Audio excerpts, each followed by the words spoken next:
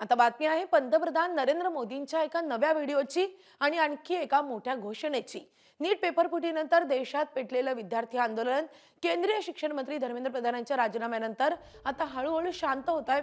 तरुणाईमध्ये सरकार विरोधात किती रोष आहे हे या महिनाभरात देशाने पाहिलंय।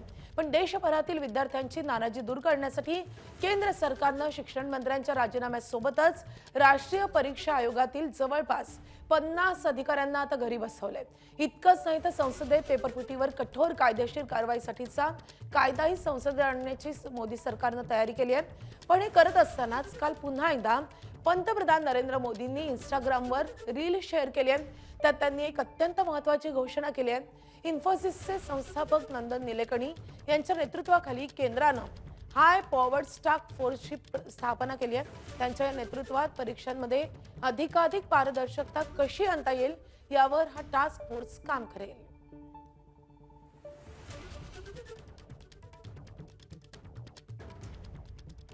हमारी परीक्षा पद्धति विश्वस्त हो, हमारी परीक्षा पद्धति ट्रांसपेरेंट हो, हमारी परीक्षा पद्धति में सबसे ज्यादा अब टेक्नोलॉजी का उपयोग हो, इन सारी बातों को ध्यान में रखते हुए विश्व प्रसिद्ध टेक्नोलॉजी एक्सपर्ट श्रीमान नंदन नीलेकनी जी के नेतृत्व में एक हाई पावर टास्क फोर्स बनाने का निर्णय किया है, जो एग्जामिनेशन रिफॉर्म की तरफ फोकस करेगा और जल्द से जल्द आने वाली परीक्षाओं की विश्वसनीयता को सुनिश्चित करने का काम इसके रिपोर्ट के आधार पर कर दिया जाएगा। तर ज्या नंदन निलेकणींच्या नेतृत्वात या टास्क फोर्सची स्थापना करण्यात आलेली आहे, ते नंदन निलेकणी नेमके कोण आहेत आपण ग्राफिक्सच्या माध्यमातून पाहूयात। प्रसिद्ध उद्योगपती आहेत, तंत्रज्ञान तज्ञ आणि इन्फोसिसचे सहसंस्थापक आहेत। तर भारताच्या डिजिटल क्रांतीसाठी निलेकणींचं मोठं योगदान राहिलंय। 2002 ते 2007 या काळात ते इन्फोसिसचे सीईओ होते। 2006 साली त्यांना पद्मभूषण पुरस्काराने गौरव करण्यात आला आहे। तर निलेकणी हे आधार कार्ड योजनेचे जनक मानले जातात। आधारमुळे भारतीयांना डिजिटल ओळख प्राप्त झाली।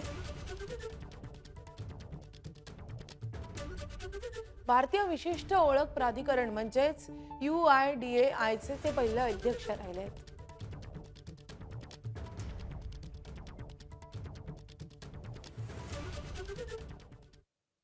तर निलेकणी यांच्या सोबतच आणखी 5 सदस्य टास्क फोर्स मध्ये असतील, ज्यांच्यावर परीक्षांमधील सुधारणेची जबाबदार असतील। हे सदस्य नेमके कोण आहेत ते देखील पाहूयात।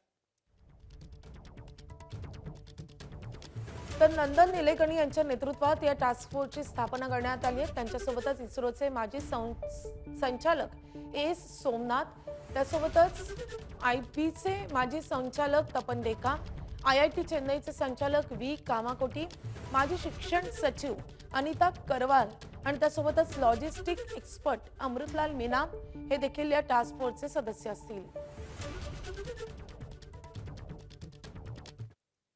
तर या नवनिर्वाचित टास्क फोर्सचा नेमका उद्देश काय ते देखील पाहूयात। तर परीक्षांमध्ये पारदर्शकता आणणं,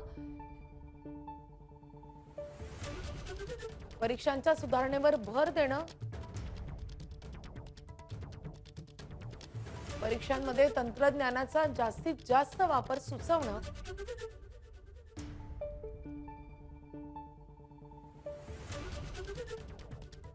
हा सगळा या टास्क फोर्सचा उद्देश असेल।